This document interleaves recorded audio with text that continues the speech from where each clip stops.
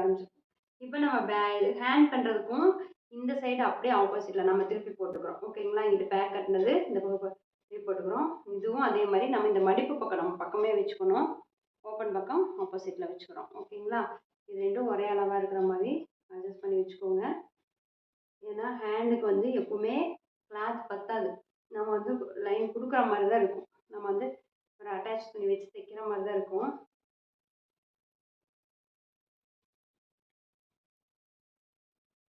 ஓகேங்களா? மடிச்சாச்சு. கை எப்படியே வைக்கிறோம் பாருங்க. பார்த்தீங்களா? இந்த இடத்துல வந்து நம்ம அட்டாச் கொடுக்குற மாதிரி தான் வரும். அப்போ என்ன பண்ணலான்னா, இது லைனிங் கிளாத்னால நம்ம என்ன பண்ணலான்னா கொஞ்சம் உள்ள தள்ளி இது பண்ணிக்கலாம். ஒரு சைடு ஒரு நம்ம 2 கையிலையுமே ஒரு பக்கம் மட்டும் நம்ம லைன் கொடுக்குற மாதிரி பண்ணிக்கலாம். ஏன்னா மொத்தமாக 4 சைடு நம்ம அட்டாச் பண்ணணும், எக்ஸ்ட்ரா வேலை கொண்டு வரணுங்கிற அவசியம் இல்லை. ஏன்னா உள்ள லைனிங் கிளாத்து நம்ம தைச்சா தெரிய போகிறதில்ல வெளியில். ஸோ அதனால் வந்து நம்ம வந்து ஒரு 2 சைடுக்கு மட்டும் அட்டாச் கொடுக்குற மாதிரி பண்ணிக்கலாம். இப்போ இதனுடைய ஹேண்ட் லென்த் எவ்வளோ அப்படின்னா,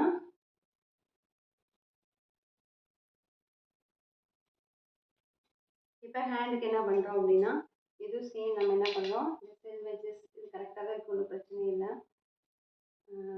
நம்ம இதில் ஒரு 1/2 இன்ச்சு, ஓகேங்களா? 1/2 இன்ச்சு உள்ள மடிக்கிறதுக்கும் மார்க் பண்ணிக்கிட்டோம். இதை அப்படியே வச்சுக்கிறோம். இதில் என்ன லென்த் இருக்கோ அந்த லென்த்தை வந்து ஃபஸ்ட்டு மார்க் பண்ணிக்கிறோம். சரிங்களா? இதுதான் லென்த்து அப்படின்னா இதுலேருந்து ஒரு 1/2 இன்ச்சு வந்து தள்ளி மார்க் பண்ணிக்கிறோம். ஓகேங்களா? 1/2 இன்ச்சு தள்ளி மார்க் பண்ணிக்கிறோம். தென் நம்ம என்ன பண்ணுறோன்னா, இதை அப்படியே ஹேண்டை வச்சு ஹேண்டோட கையோட அளவு எவ்வளோன்னு இந்த பக்கம் மார்க் பண்ணிக்கிறோம். இப்போ அப்படியே நம்ம என்ன பண்ணுறோம், ஹேண்டோட அளவு வச்சு மார்க் பண்ணலாம். ஓகேங்களா? இருங்க.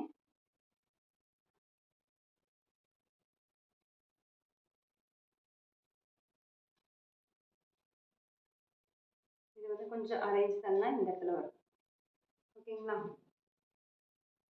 இப்போ வந்து இது கரெக்டாக அப்படின்னு செக் பண்ணுறதுக்கு நமக்கு ஒரு ஐடியா இருக்குது. என்ன பண்ணலான்னா, இந்த ஹேண்டுக்கு இவங்க இந்த அளவு வந்து எவ்வளோ குறைச்சிருக்காங்கன்னு நம்ம கண்டுபிடிக்கணும். பார்த்துக்கிட்டிங்களா?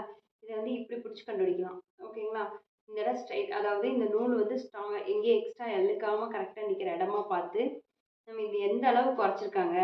அப்போ இதுலேருந்து பார்த்தீங்கன்னா இந்த லைன் இங்கே வருதுங்களா, இந்த லைன் இங்கே வருங்களா, அப்போ இந்த அளவு குறைச்சிருக்காங்க அப்படிங்கிறத வச்சு 2 1/2 இன்ச்சு உள்ள போகும், 3 இன்ச்சு வந்து அவங்க குறைச்சிருக்கிறாங்க அப்படின்னு கண்டுபிடிக்கலாம். இல்லை இன்னொரு வழி இருக்குது அப்படின்னா, இது டோட்டல் எவ்வளோ இருக்குதுங்கோ,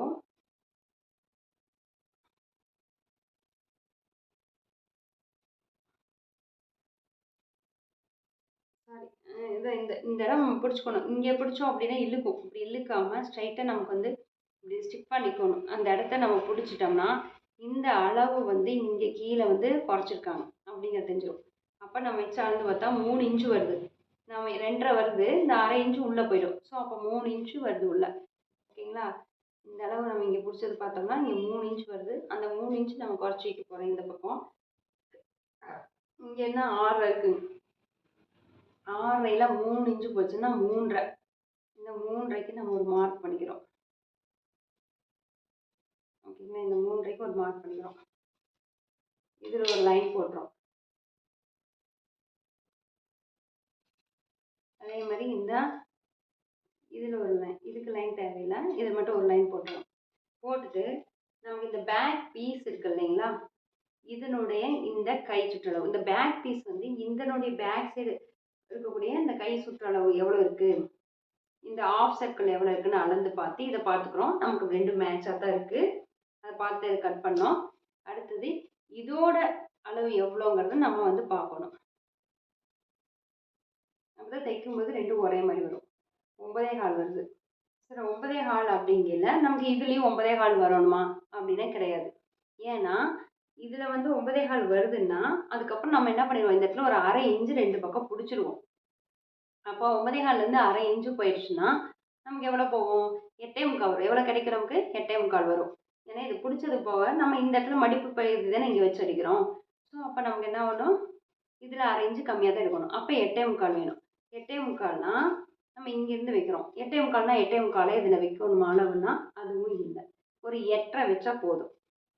அப்போ அளவு வந்து 8.5 வச்சுக்கிட்டோம் அப்படின்னா ஓகேங்களா, இங்கேருந்து 8.5 எங்கே லைன் டச் ஆகுதோ அந்த லைன் தான் நமக்கு இந்த ஜாயிண்ட் பகுதி. இங்கேருந்து எங்கே லைன் நமக்கு டச் ஆகுதோ அந்த லைன் தான் இந்த ஜாயிண்ட் பகுதி. ஓகேங்களா, இப்போ இதுலேருந்து 8.5 இங்கே டச் ஆகுது நமக்கு. அப்போ இது ரெண்டையும் வச்சு நம்ம லைன் போட்டுக்கிறோம். ஓகேங்களா, இது இப்படியேவும் வச்சு போடலாம். இப்படி வச்சு போடும்போது கரெக்டாக நீங்கள் பர்ஃபெக்டாக வைக்கல அப்படின்னா தப்பாக போயிடும். நீங்கள் செஞ்சது கரெக்டாக அப்படின்னு ஒரு தடவை செக் பண்ணிக்கலாம். ஒரு 1/2 இன்ச்சு முன்ன பின்ன வரும். வச்சோம்னா வருது கரெக்டாக தான் வருது. நமக்கு வந்து இந்த இடம் தான் வருது. கரெக்டாக இந்த இடம் தான் வந்து நமக்கு ஜாயிண்ட் பகுதி வருது. ஓகேங்களா, அடுத்து நம்ம என்ன பண்ண போகிறோம்னா இந்த வளைவை எப்படி வளையணும் எல்லாத்துக்கும் இது குழப்பம். ஒருத்தர் இப்படி வரைஞ்சிருவாங்க, ஒருத்தர் கீழே வரைஞ்சிருவாங்க.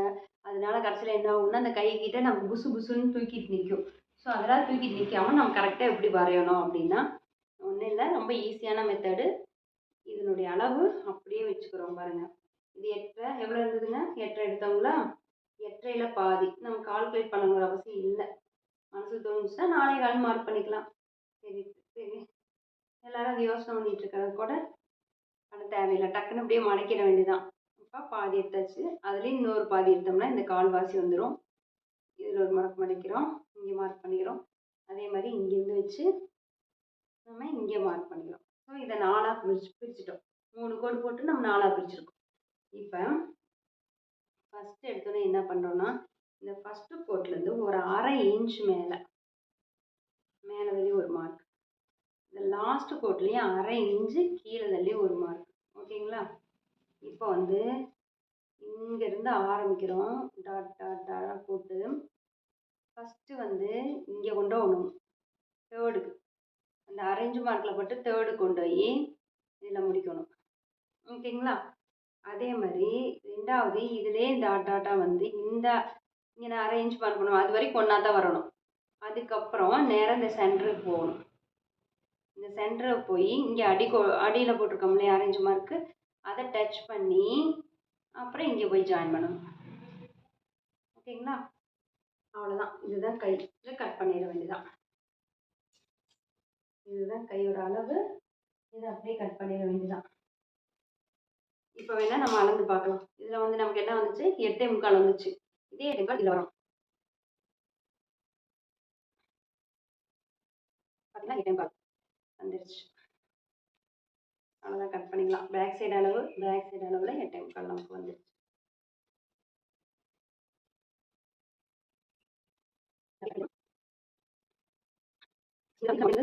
தள்ளி ஒரு லைன் போட்டுக்கணும். கரெக்டாக 1 இன்ச் இந்த வருது.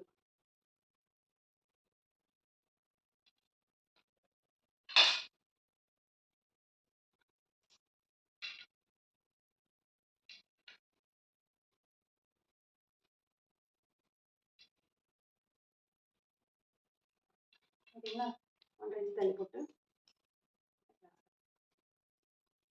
ஓகே. இப்போ இந்த இடத்துல நம்ம ஒரு அக்கா போட்டுருவோம். இந்த இடம் ஒரு அக்கா, இந்த இடம் ஒரு அக்கா,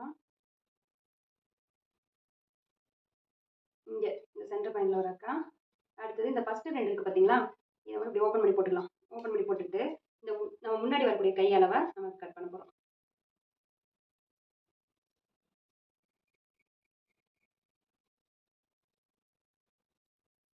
முன்னாடி வர கையளவு கட் பண்ணியாச்சு. இங்கே ஒரு அக்கா, ஏன்னா இதான் ஃப்ரண்ட் சைடுக்கா வருது அப்படின்னு தெரியாதுக்கா.